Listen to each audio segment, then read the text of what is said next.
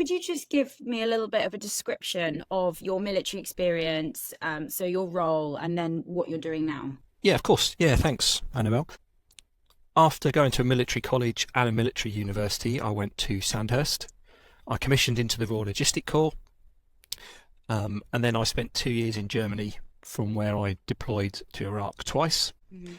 I then specialised in ammunition, the storage, movement, surveillance and disposal of ammunition, and that then led me into the disposal of improvised explosive devices, or bombs as you might call them.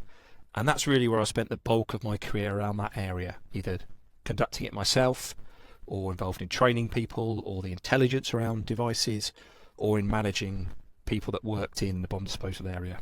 I then had another couple of jobs as I got a bit more senior, to do with managing senior officers' careers, an HR type role with senior stakeholders, and then a policy role in the Ministry of Defence. I left the Army about 3 years ago, and since then I've been working in financial services. I worked at TP ICAP for 2.5 years, and it was a really great place for me to land after leaving the military. And I've taken the next step in my career and started at Marex earlier this year, working in the COO team with a really great group of bright, hard-working and super talented people. Yeah, I get that impression from, having met you and Nick, that it's a great place to work, but a high performing place. It's really, really fast moving. It's really busy, but the culture really focuses on teams working together to solve problems and being very open and transparent about things. And that's really key. That's really key in producing the best outcomes for clients, or for the business, and for the team itself. Yeah, and as you know, I don't actually have any military experience, so I find it crazy when people tell me these stories of how, they got into working in bomb disposal, or it's such another world. But what was it that made you want to pursue that particular route within the military? Particularly when you're young and you join the military, you are looking for adventure, you're looking for excitement. And for me, there didn't seem any better opportunity to fully immerse myself in what the Army could offer than to go into bomb disposal. My mum wasn't particularly chuffed with this situation. I can imagine not. But it turned out to be an incredibly rewarding place to work, and it really did provide me some experiences, some skills, some memories, good and some incredibly sad ones as well, from doing such a unique job. I still feel very privileged that I got to do it. It feels surreal that this was me doing it. It feels a lifetime away now. It must do, especially now that you're in your new career, you're working in an office. It must be totally different. Very different. Although the tasks may be different, people are still people. Yeah. And if you're working in a team, working with people to solve problems, maybe it doesn't matter as if you're trying to work out what that device is down the road you're going to walk down to, or whether it's how are you going to manage this risk that's been identified and come up with a problem to solve it. It's those transferable skills of working as a team, getting the best out of the people around you, because you can't do it all yourself, and then delivering something, seeing it through to completion. That's a real commonality from military, and then in a high tempo business environment as well. Yeah, no, that makes sense. Thinking about your military experience then, can you walk us through a particular moment or experience that stands out as a time that you had to stay calm under extreme pressure? Although slightly cliched, I think I'll give you an example of dealing with an explosive device, an improvised explosive device, a bomb disposal device. We're in Afghanistan. We've flown in a helicopter to meet, it was the Gurkhas regiment, and the dog had found some explosives buried under the ground in the middle of a riverbed called a wadi, full of stones. And we needed to clear this area because that's where they wanted to send a convoy through to resupply the area, but actually it was pretty near where the enemy was located. And we didn't know if this device was along a command wire with an enemy at one end of it. We didn't know if it was going to be remote controlled, and we didn't know if it was going to be pressure plate, so you just stand or drive over it and it initiates. But it's there. And we needed to clear it, We had limited time because it was going to get dark and then we'd be vulnerable to an enemy attack, and it needed solving. Now, without knowing what's under there, it can be quite a daunting thing to think about. But actually, you've got a team around you. So I had a team of search experts who helped me come up with the best way, or they came up with the best way to mitigate one of the threats. I had an expert in jamming equipment, electronic countermeasures, to protect me from radio-controlled devices. And I had escort and a number 2 to help me come up with the rest of the plan. So when we had some possible enemy on mopeds the other side of the river watching us, and the threat of enemy attacking, and the importance to get off the ground, knowing that I've got a brilliant team around me, I've got the infantry, the Gurkhas around me protecting me as well, actually I can just focus on my one task because that team is around me, and we know we've got the best plan possible with the information we had, because we've had that challenge and discussion before. And yeah, we disposed, found 2 devices, cleared them, got off the ground, and managed to collect some evidence that could be used for forensics later on down the line. Wow. I mean, that does seem to me so surreal. It's especially if you've got people that you think could be watching you. That must be like a whole extra level of pressure as well, and like fear. Yeah, it's really surreal. It's really surreal. But it's instilled into you. The army, or the military in general, has world-class training systems and facilities. So you're super well trained up for it. And the lessons that we learn, either from Northern Ireland, where we did a lot of bomb disposal and had a lot of fatalities and casualties, and then the immediate lessons learned loop that was in Afghanistan at the time, meant you felt very well informed of what the latest tactics might be. Okay. And that, alongside that very open, no one and not having a blame culture, is a really, really useful culture to have, because that allows you to have the most relevant information and allows you to then to get on with the task in hand. Yeah. And how did you train yourself to keep your mind clear and focused when you were in those moments? It really links back to, I think, the teamwork point. Yeah. Okay. You've got the team around you. You're going to be protected by the infantry or the battle group on the ground. You trust that your number 2 and your ECM operator, the electronic specialist, and the search teams have all done their job perfectly, and that gives you the confidence you need. Right, I can now just focus on lying on my belt buckle on the ground and uncovering bits of sand, little stones, trying to find a bit of this device in order to render it safe. And you have to be very, very just solely focused on that one task without necessarily worrying about the other stuff, because the team's got your back. Yeah. And did you ever have moments where you struggled to make a decision or struggled to keep yourself cool?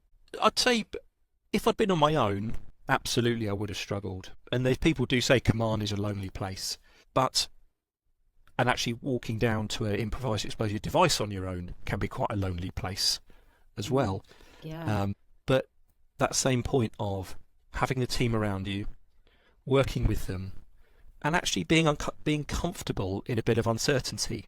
And this is something I've used particularly in work, is the phrase, an 80% solution now is better than a 99% solution never. So some people may really want to have all their questions answered before they try and tackle a problem. But particularly veterans are comfortable with maybe only having 80%, or 80% of 80%, 64% of the answers. And actually that's enough for them to get on and try and solve the problem in hand. And if something changes, you react to it and then change your plan accordingly. But that being comfortable with uncertainty and just getting on with it with a bias for action is a real strong trait of veterans that can offer a lot to business, I'd suggest. Yeah, for sure. And I guess your attitude towards risk as well, like that's especially if you think about in the workplace, the stakes are much lower, right? They are, but it's they might be lower. I'm not going to get killed. I'm not going to get injured.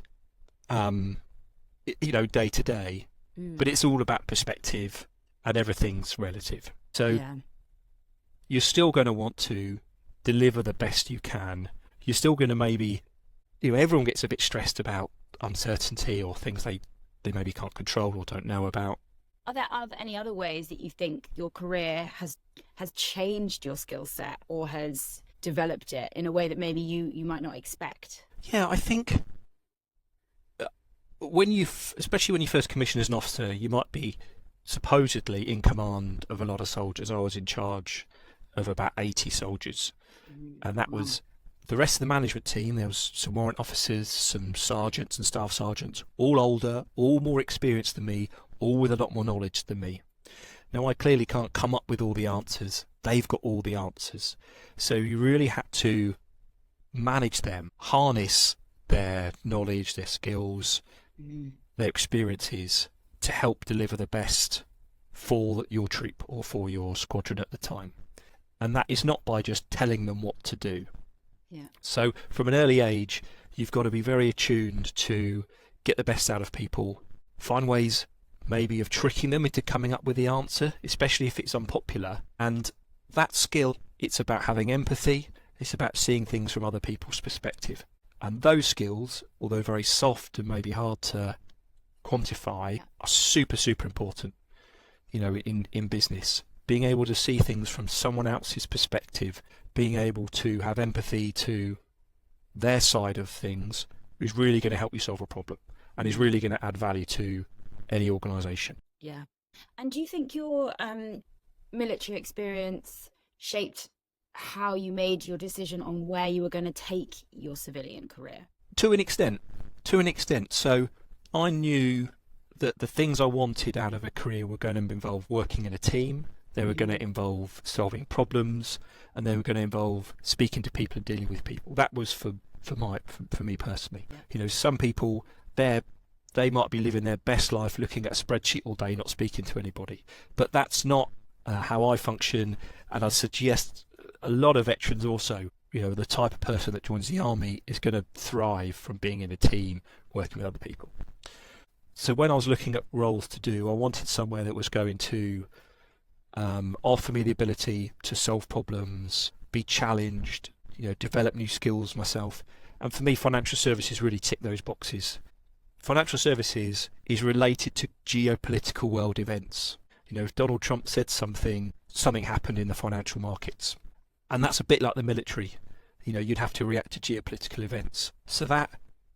And it impacts on everyone's lives, financial services. So that kind of at that macro level, an understanding that by delivering financial services, that is allowing markets to function. It's a massive part of the British economy. Yeah. Gives you kind of that sense of purpose at the really big level. And then at the really small level, I knew I'd be working with super talented people, super bright people, hardworking people, and that's a really good place, to push yourself, to develop, and then grow as well. So at the kind of macro level and at the team level, financial services seemed a really good fit for me personally. Yeah. And what you said just there about working with really bright people, I can see that that's like a common thread, because you said what kind of made you feel like you were able to keep your head and do your job was the fact that you had a brilliant team of intelligent people around you. So I can see that thread continued. And then what you said as well about purpose is really interesting, because we speak to a lot of veterans, and there are three key themes that come out all the time as the things that veterans seek, and that's challenge, progression, and purpose after the military. So I think it's really interesting that you mentioned purpose and that it gives you that. Yeah, there's a saying that there's three people building a house, and you might say to the first, have you heard this? And you might say to the first one, what are you doing? Oh, I'm building a wall. You might say to the second one, what are you doing? Oh, I'm building a house. You say to the third person, what are you doing? I'm building a home. All three are doing the same task, but the third person has that perspective on what their part is in the overall picture. They understand what the bigger picture is. And actually in the military, because you always have to know what your boss, what their intent is, your one-up, what the two-up intent is, having that, you're able to have that perspective and bird's eye view. Yeah. So again, you can find purpose by understanding what your role is, albeit a small cog in a very big machine, and how you are adding value. Yeah, I like that saying. I'm going to use that. Do you recognise the qualities and skills that you got from your military experience and how they impact your work, particularly thinking about Marex and fintech in general? Yeah, I think because in the military, when you all join, none of you know how to fire a weapon, use a radio, how to march, but you learn those things very quickly. Then either through promotion or through postings, you change jobs every couple of years. And everywhere you go, you have to work out what you're doing, get up to speed super quickly and start delivering. And then in a couple of years, you move on. So that ability to learn really quickly, be totally open to new ideas, be able to join and embed in a new team, again, effectively and quickly, that's a really useful skill. So when you start at a new company, you're going to you can't train for 6 months to go on operations in the real world. You're on ops now. You know, there's real-time sales happening, there's real-time risk events happening. You've got to be straight in there. So the ability to get up to speed really quickly, to learn those new skills, is really going to add value. And a good firm, they won't expect you to know all the product details, all the niche specialities yet, because there'll be experts that know that. But what you can do is to help link people together to kind of solve whatever those problems are going to be. And I guess that's a sign of a good leadership team as well, to be able to take the qualities from a team member and put them together so that, you know, they all work together in the best way, leaning on each other's expertise and each other's skill sets that help you to succeed, basically. Absolutely. And where I am at Marex, it actually has some development systems that are actually very different from the military. And at the start, it's quite uncomfortable, but actually it's really powerful. So we are very open about our goals, about what we want to achieve. We publicly share them with everybody in our team, what we want to achieve this quarter or the next quarter. And it's okay to fail. Aim for the moon, and if you miss, it doesn't matter, because you are still going to improve, you're still going to push yourself. And that it's a really good place to be. It's different from the military, and actually the military can maybe learn something from business in this sense, but it really adds value and allows teams to work together and have that perspective on what we're all trying to achieve. And see where your puzzle piece that you are fits into the whole picture and helps you get there. I think that's good. Absolutely. Yeah. How important do you think it is for a business like Marex to have team members who are resilient and are able to keep a cool head when things get a little bit stressful? I think it's absolutely essential. But the key point here would be the onus is not on the individual on your own just to stay calm and to deal with everything. Actually, what you need is the leadership and management in place to make it the right environment. People have got the ability to ask each other for help. They've got the ability to say, I actually don't know how to solve this. Can you help me? And that could be to someone in a different department. It could be to someone more senior. And having that very open and collaborative culture is what allows people to stay calm, to stay resilient, because it's safe, you know, and people want you to succeed, because if we all succeed, the firm succeeds, and that's a really healthy and good organisation to be in. Oh yeah, absolutely. I mean, thinking about not just in your career at Marex, but your civilian career to date, have you ever felt there's been a moment where you've kind of started to feel stressed or overwhelmed by it in a way that maybe surprised you? Because, you know, thinking about that compared to your military career it's the stakes are so different, but I wonder if that happens. Yeah, I had a project last year, my previous firm, and we had to we were making an internal change, and we had to communicate this to a couple of thousand clients. And we wanted all the clients to confirm they were going to be ready for this change we were making. And there was quite a bit of pressure because it was linked to a number of other much more significant events, making sure that all our clients were ready. Now, getting clients to reply to an email or to a phone call to get that recognition, there's something there that's out of your control. You can't physically make them reply and give you that confirmation that you're looking for. But luckily, I had a good team around me. I had in London, I had a team in India, a team in Ireland, and what we managed to do is get the team working really effectively. And then where we struggled, I then engaged the brokers who were speaking to clients all the time, but they're incredibly busy in the day, actually buying and selling and running the business, to help lean into that. It was stressful because I didn't know if we were going to get all the clients to confirm they'd be ready for this change. But again, I'd say those transferable skills of getting a team to work together, getting people who you might not know very well to do a task they might not want to do in order for the benefit of the business, allowed us to actually succeed. And before the deadline, and it was only just before the deadline, we managed to get, well over 90% of the clients to confirm they're ready. So management were really comfortable that we could deliver this change and succeed. Yeah, I mean, the common thread, and it all just keeps coming back to like having a strong, supportive team that basically gives you what you need to be able to do your job properly and succeed. Yeah, absolutely. And that's where I think veterans add real value, because they're so used to being in a team, and so they can bring people together.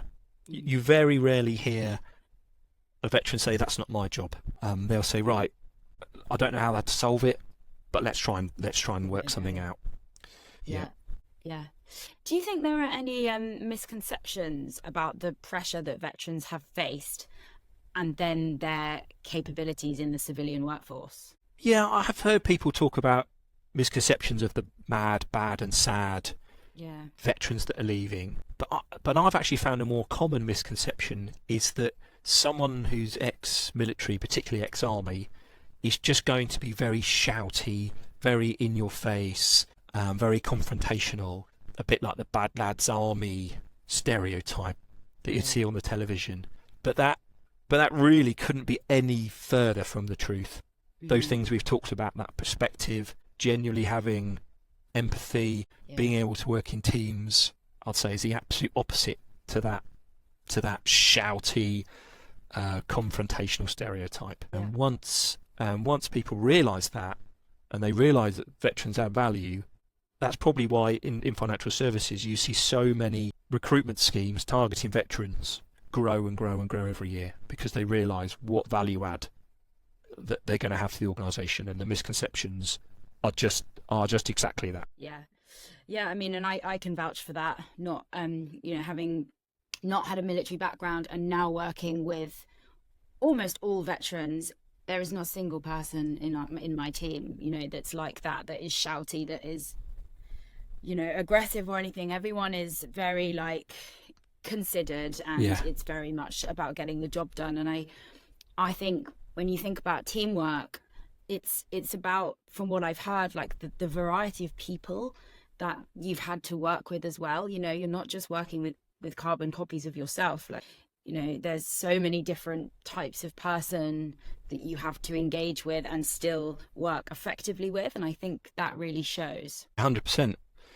Even at a junior age, although most people are kind of male, especially when I first joined the army, I actually had a lot of foreign and Commonwealth soldiers in my troop, so you really have to learn about their cultures, what's the best way to get the best out of them, and that never stops. And the army has continually got more and more inclusive over the last 20 years, and it's really, really good to see. Yeah, it is. This has been so interesting. Thank you so much. It's a pleasure. I just have one last question, and that's if you have any advice for veterans who are making that transition into civilian life, and particularly thinking about how they should frame their experiences. Yeah, there are loads of people out there that can help you write CVs and do interview prep and those sorts of things. But I would say, do not be shy about bigging yourself up. In the military, we always say, we did this, we achieved this. It's okay to say, I did it, I came up with this plan. And really focus on those transferable skills, whatever they might be. Everyone's military experience will be slightly different. The common threads would be a bias for action, problem solving, teamwork, discipline, integrity. They're always going to be there. But really, don't be afraid of selling that and being quite overt in surface those qualities and those experiences. Don't make the mistake like I did on an interview where they're really looking for information about data and analytics, and then I accidentally told a very long-winded story about how I disposed of a bomb once. I don't know why I did that, but you know, if you prep for the organisation you want to join, understand what they're looking for, and then make sure you surface it, and you'll have experiences in there that you can use. You just got to work it out. Absolutely. And actually, this is something that Nick, in my interview, or well, in the LinkedIn Live, sorry, that she did with Ben, went into quite a lot of detail with around what you should be highlighting, how to highlight it. And it's about, before you go into an interview, cherry picking experiences that highlight different skills that you have, and then you know you've got them in your roster and you can pull them out and you're prepared to do that. Yeah, you know, back yourself. I speak to service leavers, you know, regularly, who are looking to get in financial services. I was speaking to one the other week, and they'd been, you know, quite senior in the military, and they were saying, I don't really know what I'm going to offer a company. And I was like, stop, look at all this stuff you've done. You know, think about all the teams you've led, all the problems you've solved, everything you've achieved. Those transferable skills, you can't put a price on some of those. You're going to have bags to offer, and hopefully they're slightly more reassured than that. Yeah, absolutely. Thank you so much. I've Absolute really pleasure enjoyed chatting with you.